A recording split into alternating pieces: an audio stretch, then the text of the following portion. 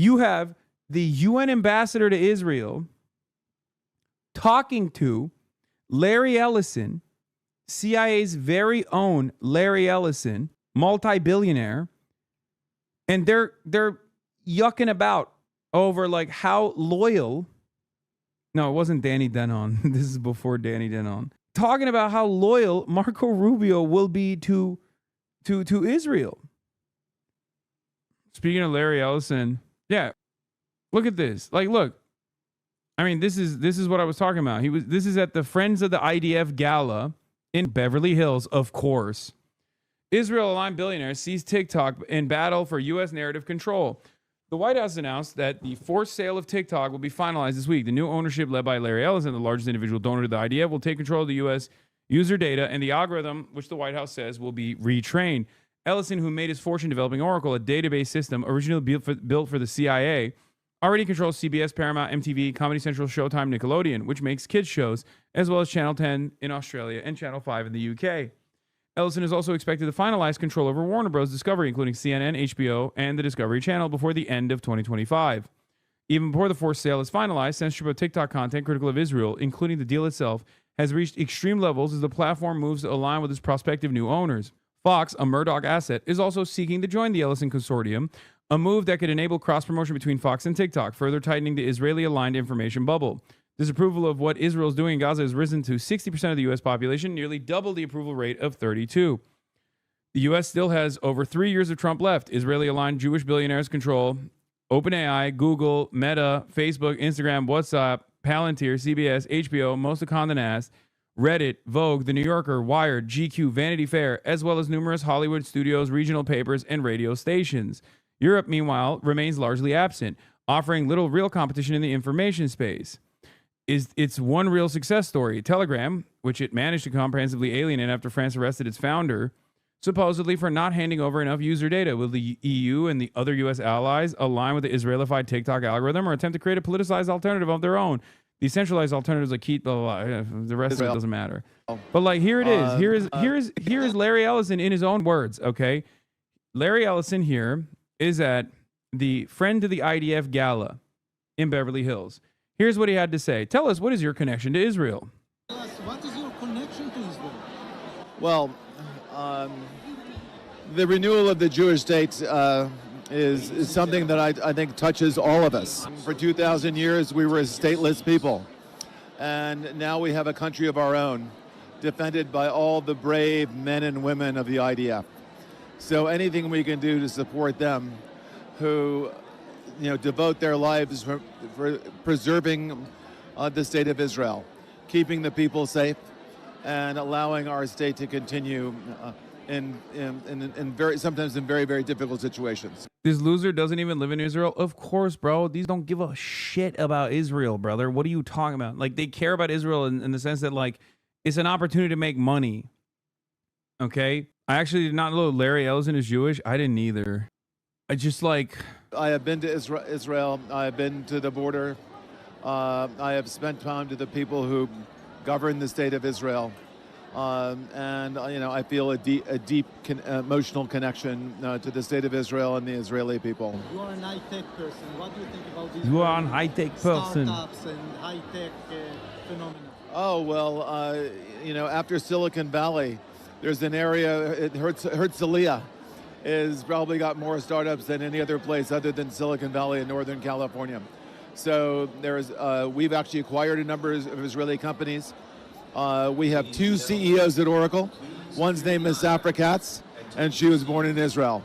So again, we love the country of Israel, and we'll do everything we can to support the country of Israel. We recently hear that many people criticizing Israel, especially after the Gaza operation. How do you feel as someone who just say you love Israel so much?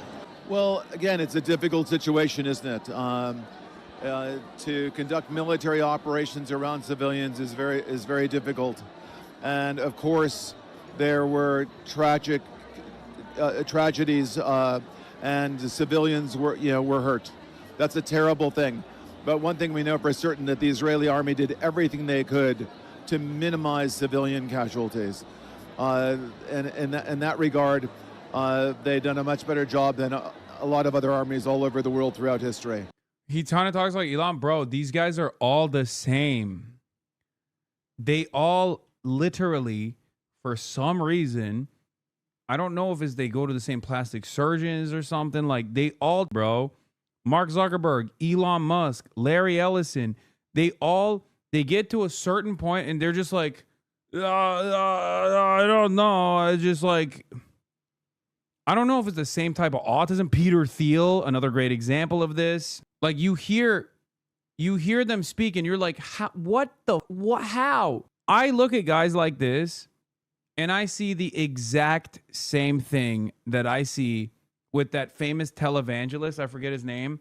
The one that was like standing on top of his car when the journalist is asking him about getting a private jet. And he's like, they're demonic entities or like Kenneth Copeland. Yeah. Like they just look demonic. They all have this like demonic look to them. I think it might be a white gay liberal man thing.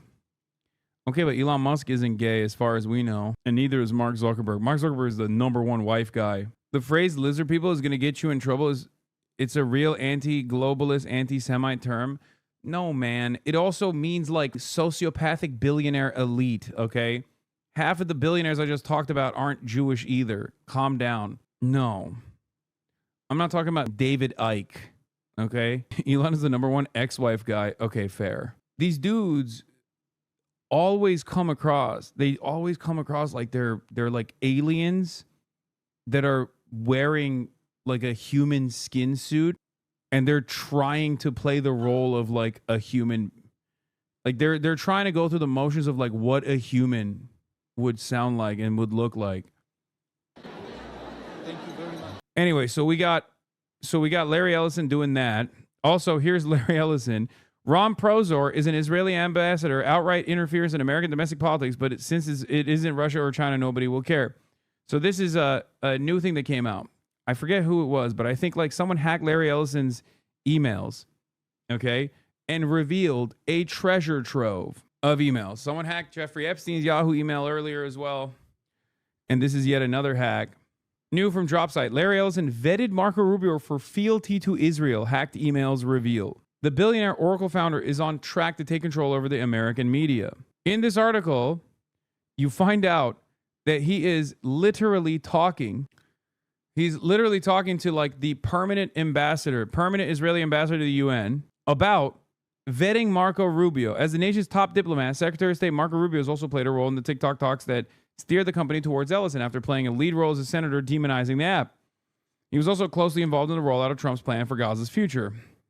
The enclave to Blair. Trump's son-in-law, Jared Kushner, tasked the Blair Institute in the spring with coming up with a post-war plan for Gaza, which was recently completed.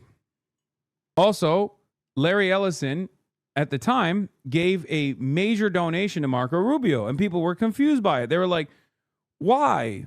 Why did Larry Ellison, who we thought previously was woke, why did he give so much money to Marco Rubio? And they were like, oh, maybe it's because he thinks Marco Rubio will be like a more softer approach to Trumpian politics or something. No, it turns out he literally had a lunch with him and straight up talked to him about his loyalty to Israel. And Marco Rubio was like, of course I'll be loyal. Straight up. In the emails, he openly says it, by the way. The Israeli ambassador in the email says, did you vet him for his loyalty to Israel? Like it literally comes across like a David Duke conspiracy. You have the UN ambassador to Israel talking to Larry Ellison, CIA's very own Larry Ellison, multi-billionaire, and they're yucking about over like how loyal. No, it wasn't Danny Denon. This is before Danny Denon. Talking about how loyal Marco Rubio will be to Israel. Here it is. Ron Prozor to Larry Ellison. Larry, hi. Please send me his speech. Thanks. Okay. At the time, Rubio was seen as a strong challenger in the GOP presidential field that would ultimately include underdog candidate Donald Trump. The email showed the Israeli diplomat and Ellison arranging to meet with one another, with Prozor soliciting Ellison's views on Rubio as a potential candidate who would advocate on behalf of Israel. On April 26, Prozor sent Ellison an email titled Rubio Speech, asking the Oracle founder and CTO to send him a copy of the speech from the then candidate. The emails don't specify which speech, but Rubio had kicked off his campaign a week earlier with a speech that criticized Obama administration's hostility to Israel. The next day, the two traded messages indicating that Prozor and Ellison had dinner together, and that Ellison would soon be meeting with Rubio directly. I had a great time too, Ron. I'm looking forward to the next time, Ellison said, adding, P.S. I'll tell you how dinner goes with Senator Rubio. Larry, hi. I really, really enjoyed spending the afternoon and evening with you. Time flies with you. Thank you. Big hug, Ron. On April 30th, Prozor sent another message to Ellison to follow up, sharing his phone number and thanking him again for the evening they spent together. How was the conversation with Marco Rubio? Did he pass your scrutiny? Do you have a chance to talk about Israel? Would love to chat. A few hours later, Ellison responded in the affirmative. Hi, Ron. Great meeting with Marco Rubio. I set him up to meet with Tony Blair, adding, Marco will be a great friend to Israel. Follow-up email exchanges between Prozor and Ellison in April 2015 discussing previous meeting. A month later, Ellison, who had backed Mitt Romney in 2012, hosted a fundraiser for Rubio at his mansion in Woodside, California. That would be only the beginning of a broader range of support that the tech billionaire would offer in attempting to bolster Rubio's campaign. Over the course of the 2015-2016 primary, Ellison plowed $5 million in the Conservative Solutions Super PAC, which supported Rubio, who, as Ellison privately hoped, advocated vocally for Israel throughout the course of his presidential bid and beyond. Ellison's support for Rubio perplexed some political observers at the time. The CEO of the political crowd PAC, known as Crowd Blue, Stephen Hilton, told the San Francisco Chronicle that he had found it interesting that Ellison, who was not then well known as a supporter of right-wing causes, should support a candidate as conservative as Marco Rubio, speculating that it could reflect Rubio's past effort to implement immigration reform, a crucial issue for Silicon Valley leaders like Ellison. Nope. It was because of Israel.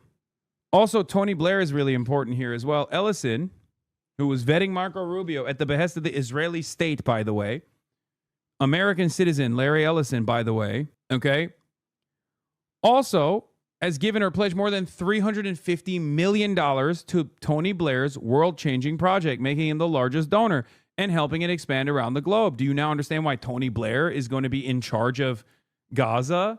Do you understand how this kind of stuff happens? Hasan, you have no idea what you're talking about. Please just stop talking. It shouldn't be recognized. It's a make-believe place. Hasan, I do not agree with anything you ever say, ever. Hasan, I don't agree with you. You have a very bigoted opinion on this subject. I hate you, Hasan. You literally said that yesterday, Hasan. I hate you. You have no idea what you're talking about. They did not do that. I hate you. Okay, I love this person. Although they are obviously a pro-Israel moron, I still appreciate how kind they are. And they don't even do the double S. Respect, chatter. This is my most polite hater and also most consistent one. He says, please just stop talking. This is a guy who's also given up. He's like, you don't know what you're talking about. It's like, first of all, I do. And secondly, I'm reading a news article. Like, it's not like I'm just like talking shit, you know? I'm not just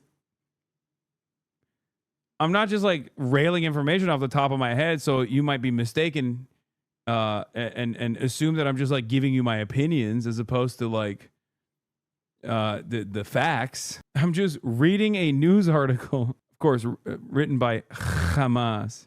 Anyway, Oracle and TBI's connections are not just rhetorical. By 2023, joint retreats have become commonplace.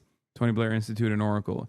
At the Institute's headquarters of the One Bartholomew Place in London, the teams would convene in the basement with executives from Oracle. Senior TBI employees have been hosted at Oracle's headquarters in Austin. It's hard to get across how deeply connected the two organizations are, a former TBI staffer said. The meetings were like they're a part of the same organization. In other words, if the relationship persists, Ellison and Oracle are positioned to take a lead role in developing Gaza. We don't have to guess what type of society Ellison would hope to usher in.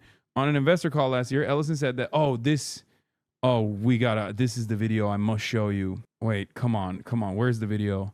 Do you guys have the civilization will be on its best behavior video? It's one of the most like every billionaire.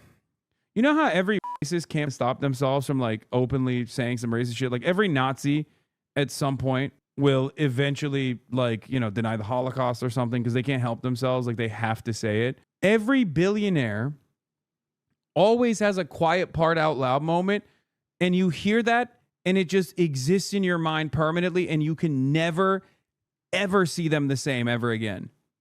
Okay? When you hear what I'm about to tell you, when you hear what I'm about to show you, You will never forget it. And I've shown this video before on the broadcast. And that was when I was like, this is a dangerous guy. Okay. Here is Tony Blair. Tony Blair. What am I saying?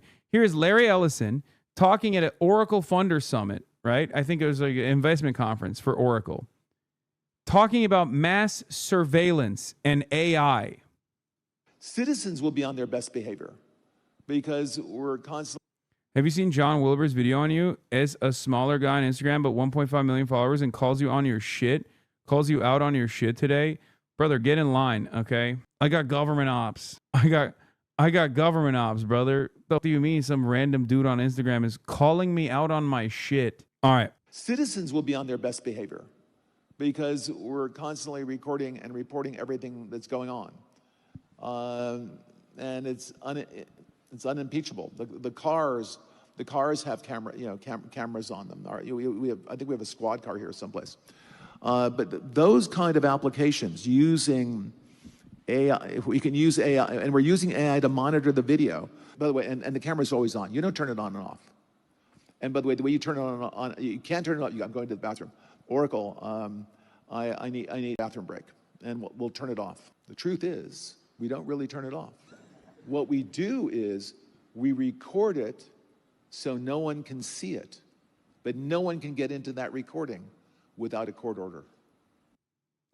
The longer one is better than this because the bathroom side is like crazy and it shows the depths of his insanity. But like, I don't like this video. There's a longer one where he describes why he thinks this actually leads to a perfect society. Okay.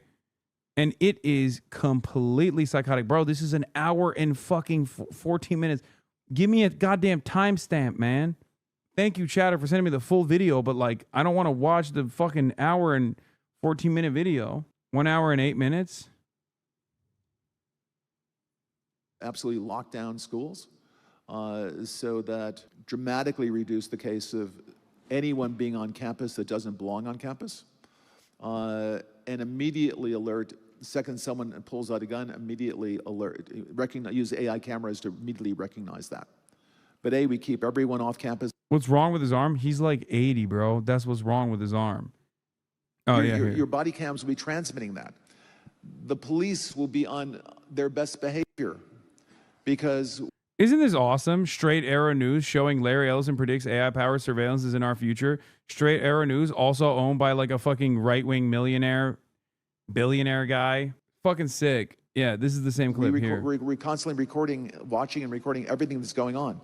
Citizens will be on their best behavior because we're constantly recording and reporting everything that's going on. When you come to government and what government's doing, there are artificial intelligence tools, and some of them I know that Oracle have developed around financial management for government. But also, tell us a bit about because you're right at the forefront of this revolution, what it means for what government should do in terms of its digital infrastructure, digital ID. Talking BB, shut the fuck up.